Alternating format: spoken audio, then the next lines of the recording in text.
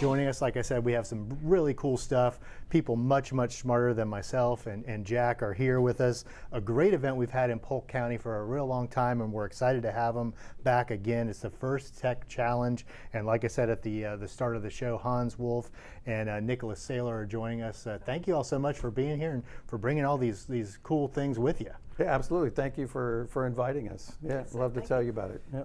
Yeah, so we're going to get into what all this stuff is, how it works in just a minute, but let's just start out with the basics. Tell us about First Tech Challenge, what it is, and who competes in the event. So it's both high school and middle school students from across the entire state. We have about 225 teams from South Florida, Jacksonville, all the way to Pensacola, broken into 8 regions, just like any other sport. The teams that score the most points win, and then they go on to the state championship, and then from the state championship they'll go on to Worlds in Houston in April, where they'll be competing against teams from 25 different countries. So.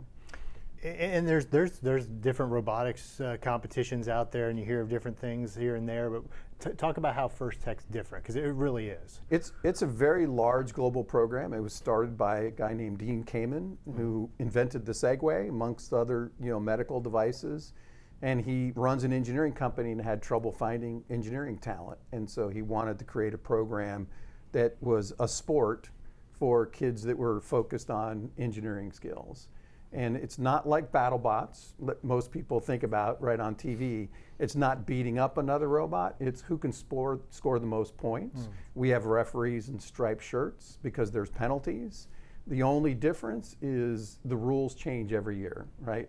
And just like basketball, where you can get 3-pointers or foul shots, 2-pointers, in this sport, we have about 25 different ways typically to score during a match. And it's a team sport, so it's 2 robots against 2 robots. And again, the whole goal is to have an outlet for kids that want to pursue kind of a STEM-oriented degree. And that's really what we're trying to encourage is that kind of focus on using your engineering skills in a competitive fashion. So one of the things that I found fascinating when we were talking beforehand is the toys that you brought. Well, actually, I thought I was going to get to play with something. But, so tell us about the significance of the items you brought. Yeah, so this year's scoring element that the teams use is this. It's called a pixel, and they place it in various parts of the field to score points. Well, every year, as I said, it's not a football. It doesn't. It changes. So one year we had this as a scoring element. Last year, this was a scoring element that you had to put on poles that were stationed throughout the field. As you can see, one year we had a game called Face-Off. It was hockey pucks that you scored. Wiffle balls, sometimes we've shot wiffle balls into scoring areas. Racquetballs, these little blocks. So every year, the rules completely change, right? So the kids in September, like Nicholas, he got the rule book and started analyzing it, and it was completely different than the game he played last season. Yeah, last year it was all about taking these things, lifting them up high and dropping them onto a pole. This year, the game's been completely changed. Now we have to get these little hexagon things called pixels onto a backdrop, as shown right over there.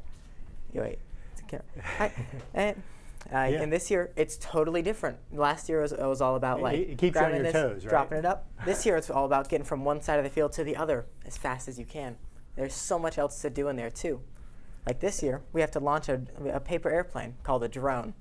And we even have to get our robot completely off the ground before the end of the game if we want more points. And you're going to show us how you do that in just a minute. And I think I figured it out, Jack. So these toys they brought there to keep us busy while they do the real stuff. Yeah, we get to play with the wiffle ball while the smart kids go off in the corner. Yeah. But before we get to that, the event's March 3rd and 4th. It's at the Advent Fieldhouse in Winter Haven. Correct. Talk about how people can get involved. Can people just come watch? Because this stuff is, we're going to see in a second, it's really cool. How can people get involved? Yeah, absolutely. It's open to the public, so teams can come watch. We have, most of our teams are associated with schools, but we have communities that just get together and start a team. So if you're interested, you can contact me and I can help you figure out how you can start a team if you're interested in participating. And then of course the other thing is this is a completely volunteer-driven organization, right? There's no paid people. I'm not paid to do this. And so we need volunteers at events. And we need both kind of technical volunteers and really just kind of organizational volunteers. So even if you don't have the skills around the robot and the technology, there's other jobs that we have. So for example, at the championship in Winter Haven, I'll have 75 to 80 volunteers that I'll need to run that event because we have 56 teams from all across Florida. And then the teams have to go through an inspection process and things like that we do on the Friday beforehand. And there's some local teams involved too from Polk County. Correct. There's 2 schools in Lakeland that we'll be sending. So Nicholas is from McKeel, and then there's another team in Lakeland that will be attending, along with a lot of other teams from different counties across Florida. Yes. Wow. So let's get into it, Nicholas. Let's let you do your thing. So tell us first. Right. I came in. I see the what are those PlayStation or Xbox? They're video game basically remotes. But I'm like, what are you doing with these? So you actually hooked them up to the robot that you built. Yes, sir. This thing right here, it's called Driver Station. It allows us to basically access the robot. We use PS4 controllers here. And see, I knew I was close, right? Xbox, PS4, one of the two. Oh yeah. But before he goes into that, let me highlight that before they drive the robot, there's a 30-second period of time where they have to do things autonomously. So he's got a camera mounted on there, and they're going to look for things on the field to score things correctly. And he can use sensors. And so again, there's a lot of complexity to the programming that he's done to score points in that autonomous period. And then we get into the driving with the controllers as the second part of the match.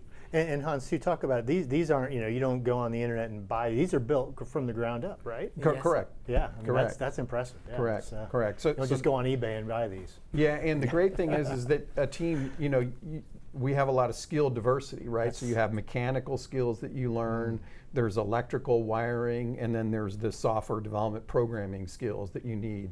So you see a lot of diversity of skills that these kids are learning in a team kind of oriented environment. And I assume the storyboard as well. They're scored on that as well. Yeah, correct. So you can advance through a combination of your performance in the robot, or what are called judge awards, where teams are evaluated for certain criteria, their innovativeness of their design, their overall design quality. So there are different ways that teams can compete. Yes. Nicholas, how long did this take to put together, to build? Yeah, we've been working. A couple on hours. Oh yeah. If I was on building team, would have been one day. But we've been working on this since like September. Yeah. And it's amazing. It has been, every part of that we had to come up with how to work it, like how to build it, like where to put it on the robot, and then how to program it too. So we've had this same robot for most of the year, but we've just been tacking on more stuff ever since the first competition. Like that paper airplane launcher, that wasn't there for the first 2 competitions. We had to get that on later. Right. Let's take it for a spin. What do you think? All right. Show us what it does here. Yeah, be happy to. Tell us what's going on as you're doing it. But this is just a taste of what you'll see March 3rd and 4th at the Advent Health Fieldhouse in Winter Haven. Oh yeah. So when we're driving this thing, we usually have 2 drivers, but you just got me up here, so I'm going to be the only one driving it. Normally, we have to go ahead and collect pixels using that spinning intake at the front, get those into our box. But I preloaded some because it's hard to collect as just one person. And our ultimate goal here is to bring it over here to this backboard thing and get those pixels. Let me make sure I line this up correctly. You're there. We got to get those. Oh, sorry. Well, keep in mind, you're doing this as one, and usually it's 2 people. Usually it's 2, and I'm not even the main driver. Oh, and I lost great, one of though. them. It's looking good. Drop that right on there. Go. Nice. And then, obviously our driver skills will be a lot better at the actual competition, but that's great. That's what we have to do. We have to try to do it as fast as we can. Let's see the drone too while you're here. Oh yeah, absolutely. So we're putting your skills to the test here. Yep. Let me make sure I get. Start B. Drop that. No pressure. We're putting you on the spot. Boom. There it is. Yeah. Nice. Oh yeah. That's really and cool. That will hopefully get us 30 points around. Wow. Fingers crossed at the final competition. And once we get to the end of the game, we have to raise the robot up off the ground. So we have a hook that raises it, automatically pops up for that. And obviously we don't have like a truss here to hang off of, but you'll see robots leaving the ground if you come to our competition, March 3rd and 4th. So tell us how you got involved in this. What made you say, hey, I want to start building these things, and what started that for you? So I've been in robotics for a while, since my school had a lot of programs for it, and I just kept liking it, and I love just getting in there, programming the robot, seeing like all the stuff I can make that the actual robot do. Yeah. And this year and last year especially, I have loved it because I've gone like full in as like an after school activity, coming in to try to get our robot as best as it can be. Wow. And just diving deep into something like this is so much fun. What year are you in I'm a school? senior this year, sir. You're a senior this year. Okay. Yes, sir. Where are you headed? I got my fingers crossed for UF. Okay. All right. Okay. Very Go good. Gators, yeah. What do you want to do when you get old, like me and Jack I'm here? planning to go into some kind of engineering, hopefully aerospace, because next frontier. That's and I'll awesome. be able to use the skills I got from this, from yeah. FTC, Absolutely. directly in Absolutely. my hope. And I'll one-day attest career. to that because my son, Yeah. who got me into this, is now 30 years old and working as a software engineer.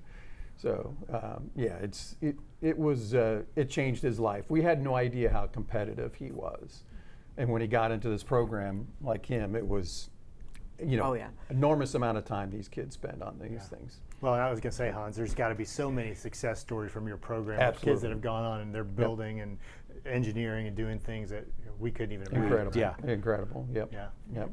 That's awesome. Wow. We certainly appreciate you all coming by and bringing all these cool things. We don't get this stuff a lot on the show. You usually just have to listen to us talk. So, this was awesome. We're looking forward to the event. We appreciate you all being here in Polk County. Thanks for the time. And Appreciate if you it. need Thanks for coming people, you still need volunteers and things. Where can people go to find out more information? They can go to flfirst.org. It has our website for Florida, and it shows where the events are, and it gives you some contact emails where you can reach out to people.